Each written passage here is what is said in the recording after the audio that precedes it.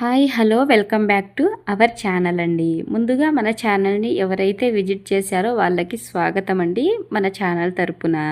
ఈరోజు మన ఛానల్లో గోంగూర చుక్కకూర రోటి పచ్చడిని ప్రిపేర్ చేసుకుందాం. ఫస్ట్ అయితే మనకు మెయిన్గా కావాల్సింది ఆకుకూర.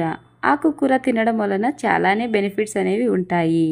ఈరోజు చుక్కకూరలో అలాగే గోంగూరతో రోటి పచ్చడి కదా. ఫస్ట్ అయితే నేను ఒక కట్ట చుక్కకూరని తీసుకున్నాను.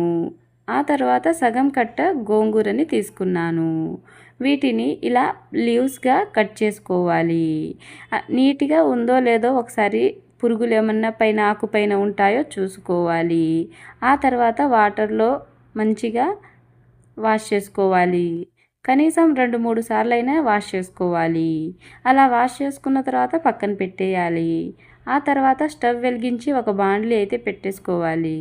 అందులో ఆయిల్ యాడ్ చేసుకోవాలి 2 టేబుల్ స్పూన్లు. ఆ తర్వాత ఒక 8 వెల్లుల్లి రెబ్బలు యాడ్ చేసుకోవాలి. ఆ తర్వాత 8 నుంచి 10 పచ్చిమిరపకాయలను యాడ్ చేసుకోవాలి. అలా యాడ్ చేసుకున్న తర్వాత వాటిని మంచిగా ఫ్రై చేసుకోవాలి. అలా ఫ్రై వెంటనే ఆ తర్వాత ఒక 2 ఉల్లిగడ్డను యాడ్ చేసుకోవాలి. ఆ తర్వాత మూత పెట్టేస్తే తొందరగా ఫ్రై అవుతాయి. అలా ఫ్రై అయిన తర్వాత కొద్దిసేపు ఆయిల్ తేలేంత వరకు ఉంచుకోవాలి. ఆ తర్వాత 2 టమోటాని తీసుకొని మీడియం సైజులో కట్ చేసుకొని యాడ్ చేసుకోవాలి. ఆ తర్వాత కూడా మూత పెట్టేస్తే తొందరగా మగ్గిపోతుంది కాబట్టి మూత పెట్టేయాలి. ఇలా మూత పెట్టిన తర్వాత తీసి చూస్తే ఈ విధంగా ఉంటుంది. ఇప్పుడు వీటిలో మెయిన్ ఇంగ్రీడియంట్ అయిన చుక్కకూర గోంగూరని యాడ్ చేసుకోవాలి. ఇలా యాడ్ చేసుకునేటప్పుడు వాటర్ అస్సలు లేకుండా స్క్వీజ్ చేసి యాడ్ చేసుకోవాలి. లేకపోతే ఆ వాటర్ తోటే బాయిల్ అయిపోతుంది. ఇప్పుడు అస్సలు కదపకుండా ఒకసారి మాత్రమే కదపనట్టు ఉంచి మూత పెట్టేయాలి.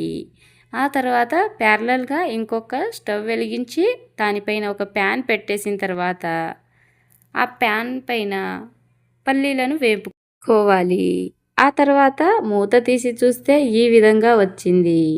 ఇప్పుడు వీటిని ఇక్కడ పల్లీలు అయితే వేగిపోయాయి కాబట్టి స్టవ్ కట్టేసి ఒక 5 నిమిషాల పాటు అలానే ప్యాన్ పైనే ఉంచేయండి. అప్పుడు వేడికి ఇంకొంచెం క్రిస్పీగా అవుతాయి. అలాగే అటు సైడ్ ఏమో ఈ చుక్కకూర గోంగూరతో పాటుగా అంతా ఉడికిపోతుంది.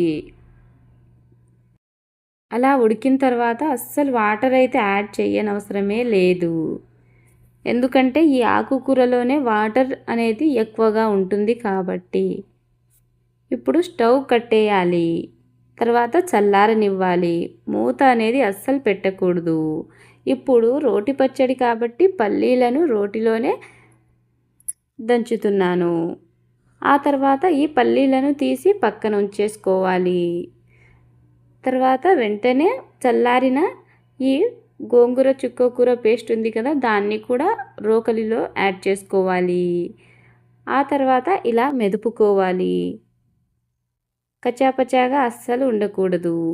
ఈ విధంగా వచ్చిన తర్వాత ఇందులో ముందుగా మనం ఏదైతే పల్లీలు ఉన్నాయి కదా వాటిని కూడా యాడ్ చేసుకోవాలి. ఆ తర్వాత ఇదే టైంలోనే కొంచెం ఉప్పు కూడా యాడ్ చేసుకోవాలి.